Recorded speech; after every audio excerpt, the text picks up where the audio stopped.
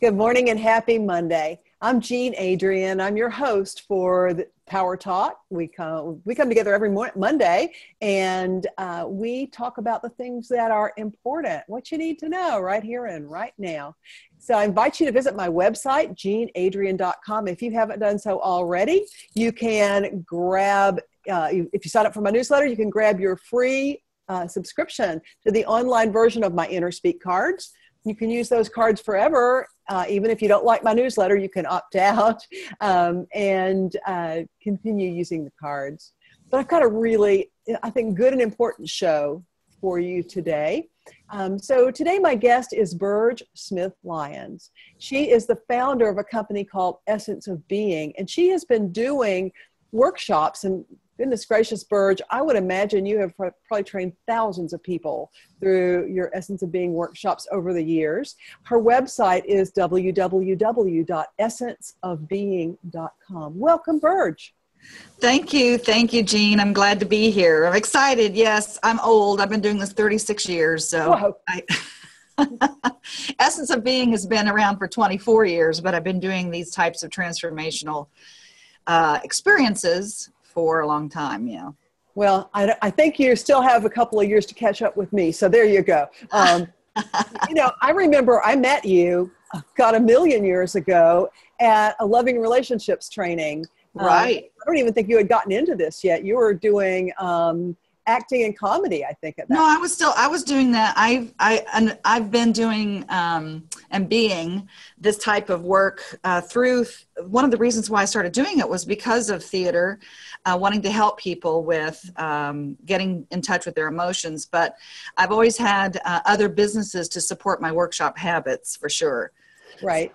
Gotcha. I was doing theater and TV and film, but I was also teaching workshops too. And yeah, Sandra and I connected on a lot of different levels with loving relationships training. And yeah, that's where we met. Yeah, that was a very pivotal thing for me. That was my first step into personal empowerment and figuring out who I was. I mean, it's been a long journey because that was, mid-80s, I guess. Oh, yeah. Yeah. I was working with Money and You with Robert Kiyosaki and DC Cordova back in the early 80s and Marshall Thurber. And so that was setting the stage for, I was working on me, and at the same time wanting to, I was a seeker. So I've been working on me for a long time. And then I thought, some of these principles and some of these things are just coming to me that I feel like would be really powerful to share to other people. And that's kind of how it all started. I mean, I don't know if you remember, but I don't know if you knew me at this time, but I had lost everything. I was bankrupt. I had lost my house. I was divorced. I had a 2.5-year-old son. And the only thing I had to my name was this car that didn't work. It had one headlight. Well, and I had the window I had to roll down to climb inside to get inside the car. And, but I had basically hit bottom there and lost everything. And I have a lot of other stories, but bottom line was I kept believing in the principles that I'm teaching, and I kept believing in who I was and why I was here and what my purpose was on this planet. Yeah, and wow. So I decided to keep doing that and stay here. And I work with children, adults, and companies. And I've been doing Essence of Being and all the other programs and workshops all around the world now. And now I have millions in assets, and I have an awesome husband for 20 years. And my son graduated from NYU, and he's traveling the world, singing and dancing and acting. He's in the Mamma Mia North American tour now, and lives in Manhattan, and he's traveling in a theater near you. So yeah, go see him because he's living his dream. And so things kind of worked out. That's so fantastic. And I think that one of the places that so many of us, I know for sure me, get stuck and have problems, moving forward into finding who we really are is because we don't really have a strong understanding of the principles of giving and receiving. And I know that I really kind of got locked up in barter, thinking that, if I just give more, they'll love me, that kind of thing. So can you kind of help people to get a handle on how to have balance between giving and receiving? I love that question, Jean. That's a great question for me, because that's part of what all of our workshops and all of our programs are about. I mean, it's about a lot of things, but that is definitely a principle that the more you give, the more you receive, the more you receive, the more you give. And what I teach is that giving and receiving is the same energy. So if you block it anywhere in that energy, in that cycle, so it stops everything for you. So for instance, if I give you a compliment and you don't receive it, then it stops the energy. There is no follow through. So whenever I give you a compliment and you say thank you and you receive it, then it gives something back to me. Just think about it when you give somebody a gift and they go, oh, thanks, whatever. You know, it doesn't make you feel good, and it makes you feel, it discounts you. So you want to stop doing that, you know, if it keeps happening over and over again. So we oftentimes, in an unconscious, subconscious level, because that's where I work, is the subconscious, a lot of times we have this block to receiving, because we feel like, oh, you know, it's better to give than receive, right? We've all been taught that in our various backgrounds. And also that we're been taught we're supposed to be humble. And so what happens is, when we do that on a subconscious level, we could be blocking our essence of abundance, our essence of love, our essence of who we are. And therefore, people could be trying to give us things. The universe could be trying to give us things all day long, but we block it by saying, oh no, this whole thing, I'm not worth that. I'm going to give up. I'm not going to do it. I mean, I don't deserve that. So of course we don't do that in our conscious mind, but what ends up happening in our subconscious is we have that we think that we're not supposed to receive, because it's not, you know, we're not good enough. So what I do with people is really get them, for this particular aspect, I really get them to understand on a cellular level how, if you're doing affirmations, little lies you tell yourself until they become true, you know. Right. If they're doing affirmations and they're not seeing the results they want immediately, or even, you know, it takes some time, and people get really attached to it being the way they want it and when they want it and that kind of thing, that perhaps what's happening is your conscious mind and your subconscious mind, they're not aligned with what you're saying you want and you deserve and desire. But your subconscious is saying things like, no, you don't. You're not worthy. You don't deserve it. You're not good enough. You're guilty. All of these things that can come up around money and love and anything else that people are trying to provide to them. So the giving and receiving is really a powerful experience that I give people an opportunity. We open up a vortex of receiving so that you can feel what it feels like to just receive and not give anything back. But the truth for me is, when you receive something from someone, you're actually giving something back to that other person by saying thank you, by actually receiving it. And it continues the flow. So if you block that flow in the giving part or the receiving part, you're blocked. And so we try to unblock people in that with our blocks game and a lot of other games that we play in our experiential weekends that we do. You know, I think that's why, maybe part of the reason why I had such difficulty with, you know, being in balance and giving and receiving, and this whole thing about giving too much and barter, was because I was giving and I was giving out of love. However, that subconscious mind was thinking, you know, you got to give more because then they'll love you, you know. So there was a lack feeling in my subconscious that was causing me to overcompensate in the outer world. And, you know, of course, that's just a recipe for disaster. Yeah, and that happened. I know so many people like that, Jean, that do that come, that they're just like, please, please, let me give, or please, please, love me, love me, love me, love me. Right. So that I know that I'm lovable, and so that I can prove to myself that I'm lovable, or that I prove to myself that I'm worthy of all the things that I desire. And that is what happens when we set people up to prove to us, are we good enough? Are we lovable? Are we those things? And so people try, when they get into relationships, they try to help that person or show that person how much they're loved.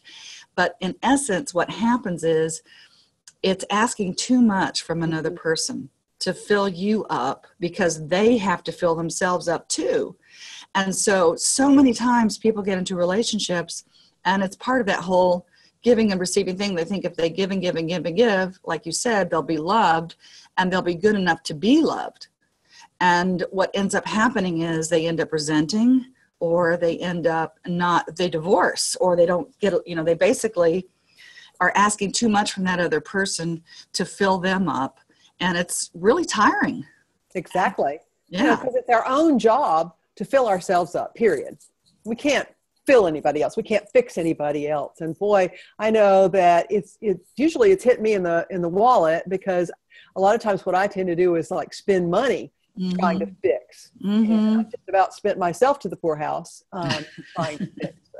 One relationship, I realized at the end of that I had spent close to $100,000 trying to make that relationship work, and it was never destined to work. But it was a lesson I was supposed to learn, you know, and I finally got it, I think. I was going to say, did you learn it? Yeah, eventually. Not right at the end of that one. It took me a little while longer to figure that one out. But yeah, I'm going to do that again. Well, the concept of what you're talking about too is orbiting in love. What Buckminster Fuller, he's one of the philosophies that I follow. I bring in all kinds of thoughts around the spiritual, the emotional, the physical, the mental aspects of all the work that I do, or the play that I do. Is Buckminster Fuller talked about, he's just one of the philosophies, and he talked about orbiting in love instead of falling in love. Ooh, now what does that mean? Well, falling in love, people tend to fall in love and fall out of love, right? And so when you fall, it stops. There's gravity. So basically it stops. So what he talks about is orbiting in love, that if you orbit in your orbit, you basically are whole and complete within yourself, then you're going to attract someone else to you that is whole and complete within themselves. And then when you bring the two together, it's not a collapse into one. It expands into something even bigger than you can by yourself. So the whole concept is there's me and there's you, and you put together me and you, and it makes us, which is a third energy. So that people say my better half, or my other half. So if something happens and they leave, where does that leave you? A half person? Right. A lot of people do. They feel like they're a half person. Who am I without this person? And so what they've done, and what people often do unconsciously or subconsciously, you don't go around saying this out loud, but you go in and you say, please love me enough and prove to me that I'm lovable. And the people try. That's that honeymoon stage, you know? And then what ends up happening is, after a while, like I said, they get tired and exhausted from having to do that, because they have their own hole to fill. Exactly. And so the concept is, look, if you're whole and complete within yourself, that you can create something that's called synergy. You can create something bigger than you, which is the us part. And so there's the magic that happens in the middle. So when you collide orbits, if you will, or you merge the orbit, it's not one orbit. It's like there's a little middle section that you connect with. And that's where the synergy, the magic happens. That's where, when, for instance, if my husband leaves or if I leave him, we'll be sad. We'll have all those feelings, but I'm not going to lose who I am, and he's not going to lose who he is, because I'm still here and I'm always here. So who I am and what my power, I don't give my power to him. He doesn't give his power to me. But together, we know that when we're together, we create magic, because it's something that we can't do by ourselves. So it expands instead of contracts. Yeah, and that, I think that's another mistake that many of us tend to make, is giving up our essence in a relationship in order to try to fit more closely with the other person, or become what we think that person wants. And boy, that's another recipe for disaster, isn't it? Yeah, it is. And so I do a lot of counseling with relationships. They call me a relationship expert and a communications expert. But I've been doing this I'll go to Malaysia. I've been to Malaysia 4 times now, teaching Muslim women and men and children, because I work with children as well, empowerment, and how I mean, just talk about a mindset, talk about a paradigm shift with the Muslim communities over there. They have a certain their mindfulness about certain things, but they don't understand or know that there's even another way to live. So It's really powerful to empower people, to get them to see how powerful they are and that they can create their world that they want, and that, they're not being told that they can or can't do that. It's something that they basically can take their power back. So it's been really powerful for me to be able to work with all different types of religions and cultures and countries, and being able to connect with them on that level. And what I have found is that no matter where you're from, no matter what you believe, everybody wants the same thing. They want to be loved. Mm. They want to know that they're safe, and they want to know they make a difference and that they matter. Yeah. And so that's kind of been my mission here, is to really hold that mirror up for people, to let them see within themselves so that they know their essence of their being. And it affects everything in their business. I do leadership development. I even do that kind of stuff in companies, right? Mm. But in their business or in their relationships, love relationships, family relationships, with their children. It's been a real powerful road for me, and I love it. It's my mission here. So that's my essence of being, and why I'm doing this is because I know that it's worked for me. And I tell you my stories, not to say, hey, look at me. I tell you my stories to say, hey, look at you, no matter where you are in your quest for whatever it is, relationships or prosperity or purpose, that no matter where you are, you can shift it, and it can be done. I'm a walking testimony that these things work. Absolutely. I think one of the things that holds most of us back, though, is fear. Why do we get stuck because of fear? How can it have so much power over us?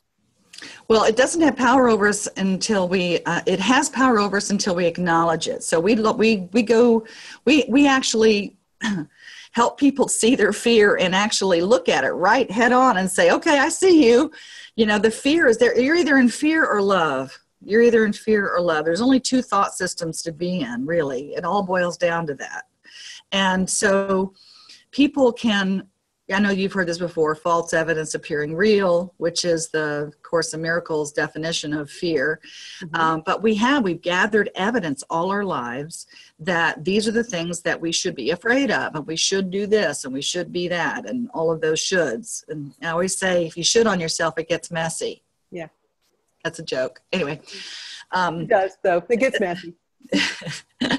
So, but the fear part of that is really real, feels really real to us. It sure smells real, sure looks real. And that false evidence is, I always give this example of, look, there's a child that is screaming, mommy, mommy, daddy, daddy, there's a monster under my bed. There's a monster under my bed. And so the mommy or daddy comes in, and they look under the bed, and they say, no, honey, it's okay. See, there's no monster. There's a lot of dust, but there's no monster here. And the child says, oh, okay, I see. So they get new evidence. And so what we do as human beings is we like to prove ourselves right. So we start seeking out subconsciously evidence to prove to us what we're afraid of is real. Mm. So all we need is to have evidence that it's not true. So we start seeking out and looking for all the evidence of where there's love in our life, what is working in our lives, not to be swayed by outside forces that say you should be afraid. And, we can turn on the news every day and be afraid, right? So the fear that exists, we can use that to motivate us to move through whatever we're afraid of and not be frozen. But so many of us use the fear and just stay stuck. Yeah. It's sort of like how I also describe it is, it's like a gas and a brake. When you're trying to drive a car, if you have your gas on the whole time, that's your desire. That's what you really, really, really want, right? And your brake is the belief that you can't have it, or the fear, or the resistance. And so when you drive around with your gas and your brake on at the same time, you get stuck and you spin your wheels. And a lot of people feel that way at times. And what they end up doing, what I've noticed, is that we know how to let go of the brake. We know how to let go of the gas. We know how to let go of our desire. We just settle and we say, well, this wasn't supposed to be this lifetime. I wasn't supposed to have this, or this is, next time, or I'll just go on to something new. This isn't going to happen. And so we give up our dreams, we give up our desires, and we let go of the gas. And so what I am about, and what I try to do, or not even try, what I do with people is I'll give them tools and actually experientially on a cellular level, let go of that brake, let go of the resistance, let go of the fear, let go of the belief that they can't have it or want it or deserve it. And therefore, if you let go of the brake and you still have your gas on, then you go, then you just go for it. Right. And that's what happens. So with fear, it's tricky. We look at right head on and we say, okay, we see you. Here's all the things I'm afraid of. Okay, now what? What do we do with that? And we've had lots of evidence that proves that all that's real. And that's our bubble talk is what I call it, Jean. I've told you this before. I think about my bubble talk. Bubble talk is the unconscious thought that keep you from getting what you want. Is that little cartoon character where it has the bubbles above their head. And the bubble above your head with the cartoon characters, that's your bubble talk. And that is your subconscious belief that you can't, whatever's blocking you. And so we really look at everybody's bubble talk about money, business, relationships, careers, purpose, family, children, religion, everything. And we just say, look, let's look at all of that and look at all of the beliefs. Let you discover all the beliefs. And if they're working for you, great. And if they're not, there might be something else for you to look at. Absolutely. And one of the things that I've told clients over the years that are really, shut down because of fear is to just go to the worst possible thing. What is the worst possible thing that could happen because of this? And face that fear. Look at it head on, like you said, and then go back up a step. Okay, what's the next worst thing? And generally, when people look at stuff that way, they begin to realize that it's certainly not anywhere near the monster that they thought it was. That's perfect. That's exactly right. And what I tell people to do is look at their contrast. Look at all the things that aren't working in your life. Okay, call that contrast. That's all the stuff that you don't like. So those are the things that you don't want in your life. And most people know what that is. Most people know what they don't want. Right. So I say start there, okay? And then go the opposite, which is what you do want. So because the more you can use the contrast that you have in your life and use that toward pivoting toward what you do want, and that is you get clear. So I say contrast leads to clarity. And then once you're clear, clarity leads to power. So once you're clear and you know what you want and you're very, very clear on your desires, then that is how you can create from that place. And then you're in your power at that point. You are owning it and saying, I choose, I am. And the fear, it may creep up again, but you can look at it and say, I see you again, but this is just fear is an illusion. One of the other acronyms I love about fear, other than false evidence appearing real, is forgetting everything is all right. Yes. And there's another one that's a little off color, but Okay, well, we'll leave that one alone. So you teach these workshops all over the world. What do you have coming up where our viewers and our listeners might be able to figure out how to take advantage of this, fairly quickly? Because this is some powerful work. Thank you. It is definitely. It shifts people's lives. And when children come up to me or teenagers come up to me and they say, you've changed my life and I'm not going to commit suicide now, it just kind of rocks my world. I'm like, oh, okay, that's why I'm still doing this. Okay. So I get little little nudges like that. I've got Essence of Being, which is the main flagship class. And then I have a lot of graduate level workshops after that. And also Essence of Abundance and Higher Vibes. I just did a couple of those this last month. But the next one's coming up April 7th through the 9th in Fort Lauderdale. We'll be there doing Essence of Being. And then April 21st through the 23rd is Essence of Being here in Atlanta. And those are the next two coming up. And then I'll be out in California and then back in Florida and Atlanta. And then I'll be out in India in September. So we're going to be doing a lot of Essence of Being in our graduate level work. So that's the next ones, but you can go to essenceofbeing.com and burgesmith-lyons.com, and you can find out what the other classes are that we have coming up, especially if you're not able to make the April ones. But I would suggest you just come if you're feeling it. I also have gifts. Is this a good time or no? Yeah, this is a great time. Good time to give, right? Yeah, we like giving. We like receiving. Yes, we love receiving. Yes. Open up and receive. Thank you.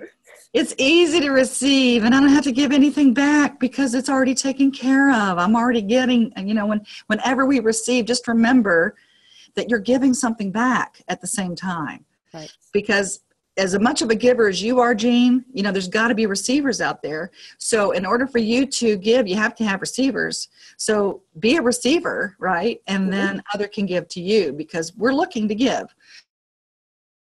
So if you go to, I'm going to give you a couple things you can do. If you text, if you're a texter, you can text a number, 96,000. That's 960000. And you put in the message, Burge, my first name, B-U-R-G-E. So you just text the number 96,000, put in the message Burge, B-U-R-G-E, and you'll get 4 free videos of how to create wealth. The first 2 are introductions, and the last 2 are instructional on how to create wealth. The other thing I'm giving is if you go to tinyurl.com, tinyurl.com/EOB, which stands for Essence of Being, and AFP, which stands for Affirmations for Prosperity. So that's tinyurl.com/EOB-AFP. Affirmations for Prosperity is what that stands for. And you'll get a download of all my affirmations for prosperity that really work. Fantastic. Wow. Those are 2 huge gifts. So I like giving. Giving and receiving is the same energy, right? It is. Yeah. Wow. So thank you. That's just amazing, amazing stuff. I love it. So, what would you, if you could just pick one thing to tell our viewers about the most important thing that they could do right here, right now to move themselves into joy, what would that be? What you focus on expands. In other words, focus on what's working. Focus on appreciation, because appreciation is never wasted. Just notice and be mindful. Be mindful of what am I focusing on right now? Things that aren't working or things that are working. And if you want your relationships to be better, your business, your money, your career, all of that, if you want it to be better, the best tip I can give you right now is just think of one thing that you appreciate about that person or that job or whatever. Just think about one thing that you love or that you can appreciate. And the more you do that, as opposed to what you don't appreciate, the more you'll get more of that back. So it raises up your vibration to a level of appreciation, and it's never wasted because you'll get more of that appreciation back and you'll get more of what you want. What you focus on expands. Absolutely. I love that. Thank you so much, Burge. This has been a really good show today. You've given us some really good things to think about and focus on and some fantastic gifts. It doesn't get much better than that.